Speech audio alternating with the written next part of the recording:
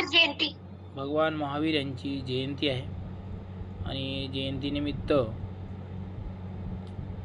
भगवान महावीर यांच्या विचारांना तर मी माहिती शत नमन. सांग बेटा.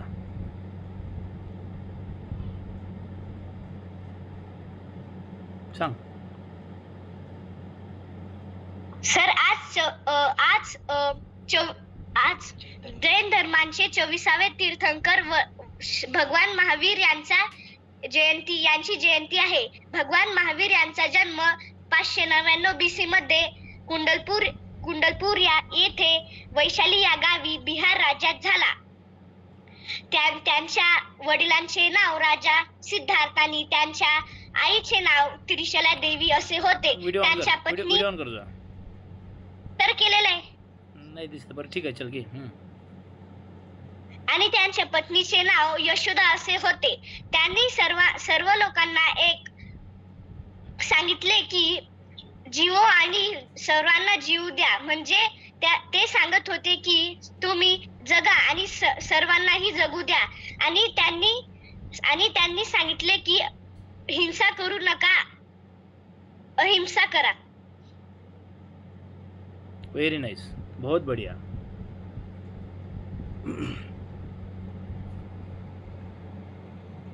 पोरांनो, हे वर्धमान महावीर आहेत आणि जैन धर्माचे हे 24वे तीर्थंकर आहेत. 24वे म्हणजे जैन धर्माची स्थापना यांनी केली नाही, मात्र जैन धर्माला एका धर्माचं स्वरूप यांच्यामुळे प्राप्त झालं. जैन धर्माला एका विशिष्ट पद्धतीनं त्यांची रचना केली. जैन धर्माची जैन धर्म या जैन धर्माचा प्रभाव, या जैन धर्माचा संस्कार, आपण म्हणतो भारतीय स्वातंत्र्य चळवळीचे जे काही मुख्य पुढारी होते ते महात्मा गांधी यांच्यावर देखील पडलेला होता. म्हणजे वर्धमान महावीरांच्या विचाराचा प्रभाव गांधीजींवर पडलेला होता. आणि हा धर्म ऋषभदेव नावाचे जे पहिले तीर्थंकर होते, ऋषभदेव. तर ऋषभदेव जे आहेत हे पहिले तीर्थंकर होते. त्यांनी जैन धर्माची स्थापना केली. असे मग आता तुम्हाला वाटतं तीर्थंकर म्हणजे काय? तीर्थंकर म्हणजे काय? तर पोरांनो, हे तीर्थंकर म्हणजे जसं बौद्ध धर्मातल्या धर्मप्रचारकांना भिक्खू म्हणतात, तसंच या जैन धर्मातल्या किंवा हिंदू धर्मामध्ये जे काही धर्माचा प्रचार करतात त्यांना साधू म्हणतात, महाराज म्हणतात. ठीक आहे. किंवा बौद्ध धर्मामध्ये जे काही बौद्ध धर्माचा प्रचार करतात त्यांना बौद्ध भिक्खू म्हणतात. तसंच मुसलमान धर्मामध्ये ते धर्माचा प्रचार करतात त्यांना काय म्हणतात? मौलवी म्हणतात. त्याचप्रमाणे ख्रिश्चन धर्माचा प्रचार करणाऱ्यांना काय म्हणतात? पोप म्हणतात. पोप. कळलं का? ख्रिश्चन धर्माचा प्रचार करणाऱ्यांना पोप म्हणतात. मुसलमान धर्मांचा प्रचार करणाऱ्यांना मुल्ला मौलवी म्हणतात. हे असे आहेत. तसं या धर्माचा प्रचार करणारे जे आहेत, जैन धर्माचा प्रचार करणारे हे तीर्थंकर आहेत. आणि दुसरा एक याचा अर्थ असा आहे पोरांनो, तीर्थंकर म्हणजे मोक्ष प्राप्तीचा मार्ग दाखवणारे. तीर्थंकर म्हणजे कोण? तर मोक्ष प्राप्तीचा मार्ग दाखवणारे म्हणजे तीर्थंकर. म्हणजे बघा, हिंदू धर्मामध्ये असेल, बौद्ध धर्मामध्ये असेल किंवा जैन धर्मामध्ये असेल, कोणत्याही धर्मामध्ये असेल, मोक्ष प्राप्ती ही जीवनाचं अंतिम ध्येय समजलं जातं. अंतिम ध्येय म्हणजे जीवनामध्ये आपण म्हणजे मोक्ष प्राप्त, हे तीर्थंकर आहेत ना, पुन्हा जन्म घेत नाहीत. म्हणजे मोक्ष प्राप्त झाला की ह्या जन्म मृत्यूच्या फेऱ्यामधून त्यांची सुटका झाली. मोक्ष प्राप्त म्हणजे त्यांना मोक्ष झाली, त्यांची सुटका झाली, म्हणजे परत त्यांचा जन्म होत नाही. म्हणजे यांना म्हणायचं तीर्थंकर. म्हणजे जे मोक्ष प्राप्तीचा मार्ग दाखवतात त्यांना म्हणायचं तीर्थंकर. हे तीर्थंकर म्हणजे आता एकदा तीर्थंकर हे होऊन गेले हे, तर आता याच्यानंतर तीर्थंकर होत नाहीत. म्हणजे जैन धर्मामध्ये 24 तीर्थंकर होऊन गेलेले आहेत. असे हे वर्धमान महावीर आहेत. वर्धमान महावीरांची माहिती जसं आता आपल्या सम्यक भाऊनी सांगितली, सम्यक भाऊला भरपूर माहिती आहे, तसं जैन चे जे काही 24वे तीर्थंकर आहेत त्यांचा जन्म कुठे झाला रे? कुंडग्राम. हे कुंडग्राम ठिकाण जे आहे पोरांनो, तर हे कुंडग्राम ठिकाण आहे बिहार राज्यामध्ये. आता या कुंडग्राम बिहार राज्यामध्ये वैशालीजवळ, आता वैशाली याचं नाव आहे, कुंडग्रामचं वैशाली असं नाव आहे, या ठिकाणी झाला. कुठे? कुंडग्राम या ठिकाणी यांचा जन्म झालेला आहे. इसवी सन पूर्व, म्हणजे हे इसवी सन आहे ना, इसवी सन 1 कधी सुरू झालं पोरांनो माहिती आहे का? तर इसवी सन 1 ख्रिस्त जे आहे म्हणजे येशू ख्रिस्त, जे की ख्रिश्चन धर्माचे संस्थापक आहेत. येशू ख्रिस्ताच्या जन्मापासून इसवी सन 1 सुरू झालं. मग तुम्ही सांगा, येशू ख्रिस्तांना जन्मून किती वर्ष झाले रे? 2025 वर्ष झाली, बरोबर की नाही? येशू ख्रिस्तांच्या जन्मापासून 1 पकडलं जाते वर्ष, आणि त्याच्या आधी म्हणजे त्याच्या आधी 500 वर्ष, 599 वर्ष, 599 साली यांचा जन्म झाला. कुणाचा? वर्धमान महावीर यांचा जन्म झालेला आहे. आणि त्यांच्या वडिलांचं नाव काय होतं रे? सिद्धार्थ. काय होतं? काय नाव होतं? सिद्धार्थ. बघा पोरांनो, सिद्धार्थ नाव हे भगवान गौतम बुद्धाचंही नाव, सुरुवातीचं नाव किंवा त्यांचं मूळ नाव सिद्धार्थ होतं. आणि वर्धमान महावीर यांच्या वडिलांचं नावही सिद्धार्थ होतं. वर्धमान महावीर यांच्या आईचं नाव पोरांनो त्रिशला होतं. त्रिशला असं नाव होतं. आणि त्यांच्या पत्नीचं नाव यशोधरा, आणि पोरांनो यशोधरा, आणि सिद्धार्थ गौतम बुद्ध यांच्या पत्नीचं नावही यशोधरा होतं. यशोधराच होतं. म्हणजे यांना वयाच्या 30 वर्ष तपस्या केल्यानंतर त्यांना ज्ञानप्राप्ती झाली. 30 वर्ष तपस्या केल्यानंतर ज्ञानप्राप्ती झाली. आणि सिद्धार्थ गौतम बुद्धाने 29 वर्ष तपस्या केली आणि मग त्यांना ज्ञानप्राप्ती झाली. बघा, यांच्यामध्ये किती साम्य आहे, समान आहे ना, थोडं समान काहीतरी आहे जे लक्षात ठेवण्यासाठी आपल्याला. 30 वर्ष यांना 30 डोळे उघडले, ध्यान त्यांच्या पद्धतीने केलं. ते ध्यानधारणाची जी वेगवेगळी पद्धती आहेत त्या पद्धतीनं केलं. पण मग एवढी ध्यानधारणा केल्यानंतर, तपस्या केल्यानंतर 30 वर्ष कंटिन्यू मग त्यांना ज्ञानप्राप्ती झाली. आणि मग पोरांनो, या जैन धर्मामध्ये जे काही आधीची काही तत्त्वज्ञ होते किंवा फिलॉसॉफी होती, सर्वच्या सर्व फिलॉसॉफी वर्धमान महावीर यांनी विकसित केली का? तर नाही. 23वे तीर्थंकर जे होते, म्हणजे 23वे जैन धर्माचे तीर्थंकर जे होते, त्यांचं नाव काय होतं रे? पार्श्वनाथ. त्यांचं नाव होतं पार्श्वनाथ.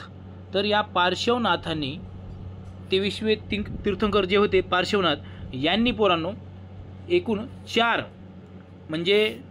4 त्यांचं फिलॉसॉफी सांगितली, तत्त्वज्ञान सांगितलं. 4 कोणकोणते?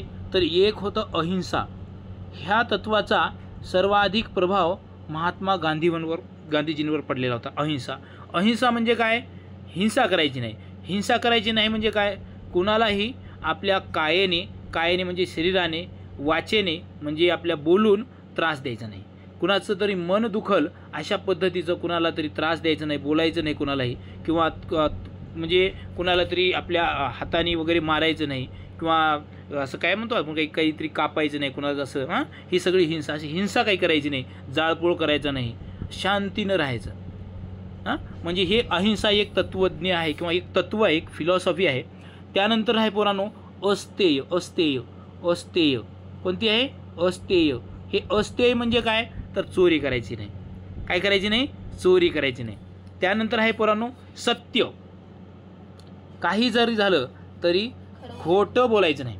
काही जरी हो, सत्य बोलायचं, नेहमी सत्य बोलायचं. जर पोरांनो तुम्ही जर सत्य बोललो नाही ना, तर तुम्ही मग सुखी राहणार नाही. तुम्ही सुखी कधीच राहणार नाही. तुम्ही जर खोटं बोलत राहिलो ना, तर तुम्हाला सुख कधी भेटणार नाही.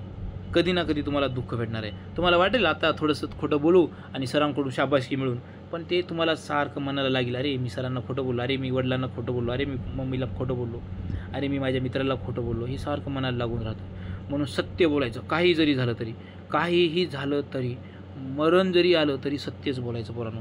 याला म्हणायचं हे सत्य. काही काही हो, सत्य, खोटं बोलायचं नाही. एक खोटं बोललं की 1000 खोटं बोलावं लागतं, कळलं का? हां, आणि हे असते म्हणजे चोरी करायची नाही. त्यानंतर आहे पोरांनो एक, हां हां, खरं बोलायची हिंमत ठेवायची.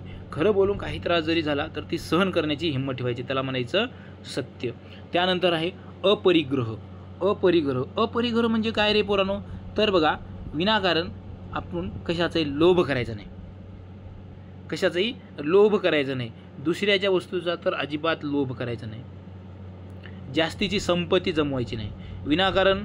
काही काही लोकांकडे बघा, तुम्हाला माहिती आहे का, भारतामधल्या 1% लोकांकडं भारतातली 73% संपत्ती आहे. म्हणजे उदाहरणार्थ जर म्हटलं तर उदाहरणार्थ जर म्हटलं ना, तर हे 100 रुपये जर असतील ना, उदाहरणार्थ म्हणतो मी, तर ह्यातले 73 रुपये 1% लोकांकडे आहेत. आणि बाकीचे जे 27 किती राहतील तेवढे 99% लोकांकडे आहेत. बघा, एवढी म्हणजे हे जे 1% लोक आहेत ना, ते कधी सुखी राहणार नाहीत. विनाकारण पैसा जमवून ठेवला आहे त्यांनी. आणि ज्यांना खायला प्यायला भेटत नाही म्हणजे त्यांच्या हिश्श्याचाच पैसा त्यांनी जमवून ठेवलेला आहे. हे असं करायचं नाही. याला काय म्हणायचं? अपरिग्रह. आपल्याला जेवढं लागतं तेवढा पैसा जमवायचा, विनाकारण जास्त पैसा, दुसऱ्याला लुबाडून पैसा जमवायचा नाही. एखाद्याला फसवून पैसा, दुसऱ्याला त्रास होईल असं करायचं नाही. एखाद्याला फसवून पैसे कमवायचे नाहीत. काही काही जण कुणाला तरी फसवून पैसे कमवतात, एखाद्याला वेड्यात काढून पैसे कमवतात, असं अजिबात करायचं नाही. याला म्हणायचं अपरिग्रह. हे 4 जे पोरांनो फिलॉसॉफी होती, हे 4 जे महत्त्वाचे ज्ञान होतं, जे की सर्वांच्या जीवनामध्ये आवश्यक आहे, ते 4 पार्श्वनाथ नावाच्या तीर्थंकराने, पार्श्वनाथ जे 23वे तीर्थंकर होते, यांनी ते सांगितलेलं आहे. आणि सगळ्यात महत्त्वाचं 24वं चे तत्त्वज्ञान आहे, त्याला म्हणायचं पोरांनो इंद्रिय संयम किंवा ब्रह्मचर्य. काय म्हणायचं? ब्रह्मचर्य. काय म्हणायचं? ब्रह्मचर्य. आणि यालाच दुसरं नाव आहे इंद्रिय संयम. इंद्रिय संयम म्हणजे काय? तर आपले जे काही शरीर आहे, आपलं समजा आता मन आहे, त्या मनावर कंट्रोल ठेवायचा. जर मनाने म्हटलं की लगेच आता सरांचा क्लास बंद कर आणि बस थोडं आराम कर, तर असं नाही करायचं. जे थोडं विचार करायचं, बुद्धीलाही विचार करायचं, बुद्धीलाही सांगायचं, बाबा हे बरोबर आहे का? न सांगता सरांना आपण सर शिकवत आहेत आणि आपण निघून जातो, हे बरोबर आहे का? 2 मेंदू राहतात, त्याच्यात 2 विचार करायचे. जे मनात आलं ते करायचं नाही. इंद्रिय संयम, आपल्या इंद्रियांवर म्हणजे आपल्या शरीराच्या इंद्रियांवर काय करायचं? संयम ठेवायचा, नियंत्रण ठेवायचं. याला म्हणायचं ब्रह्मचर्य. आणि ते सगळ्यांना ते आवश्यक आहे. अशा पद्धतीचं हे ब्रह्मचर्य नावाचं जे काही तत्त्वज्ञान आहे, फिलॉसॉफी आहे, किंवा त्याला आपण म्हणतो त्यांचं ज्ञान आहे, ते मात्र पोरांनो वर्धमान महावीर यांनी जगाला दिलेलं आहे. हे ब्रह्मचर्य तत्त्वज्ञान जगाला कोणी दिलेलं आहे? तर वर्धमान महावीर यांनी दिलेलं आहे. आणि मग यांच्यानंतर मात्र बघा, यांच्यानंतर या जैन धर्माचे कोणी, मग या संघ, जैन धर्माचा संघ होता, जैन संघ, बरं का? तर या जैन धर्माचा संघ जो आहे ना, तर त्याचे अध्यक्ष पण तेच होते. कोण होते? तीर्थंकरच राहायचे. यांच्यानंतर मात्र कोणी तीर्थंकर झालं नाही, मात्र अध्यक्ष झालं. बघा, या स्वामीजींच्या मृत्यूनंतर यांचं नावं भरपूर होते बघा पोरांनो. यांचं नाव मी काय म्हटलं तुम्हाला? वर्धमान होतं, वर्धमान नाव होतं. आणि कोणतं होतं? वीर होतं नाव त्यांचे बघा. आणखी त्यांना महावीर लोक म्हणायचे, महावीर म्हणायचे, आदिवीर म्हणायचे किंवा अतिवीर म्हणायचे. काय म्हणायचे? आदिवीर म्हणायचे. त्यानंतर अतिवीर म्हणायचे, अतिवीर, असे नाव होते त्यांचे वेगवेगळे. आणखीन एक काहीतरी नाव आहे, आणखीन कोणतं नाव आहे? सन्मती नाव आहे, सन्मती एक नाव आहे. शाबास, सन्मती एक नाव आहे. ही अशी वेगवेगळी त्यांची नाव होती पोरांनो. सन्मती हे त्यांचं नाव आहे. आणि मग काही जण त्यांना स्वामीजी म्हणायचे. तर या स्वामीजी नंतर जैन संघाचे अध्यक्ष कोण झाले असतील? तर ते झाले होते पोरांनो, काय नाव त्यांचं? सुधर्मन नावाचे एक व्यक्ती होते. ते या महावीरांच्या मृत्यूनंतर. त्यांचा मृत्यू कधी झाला तर इसवी सन पूर्व 500, इसवी सन पूर्व 527 मध्ये, इसवी सनाच्या पूर्वी 527 मध्ये त्यांचा मृत्यू झालेला आहे. अशा पद्धतीनं पुराणो हे वर्धमान महावीरांची आपण माहिती घेतलेली आहे.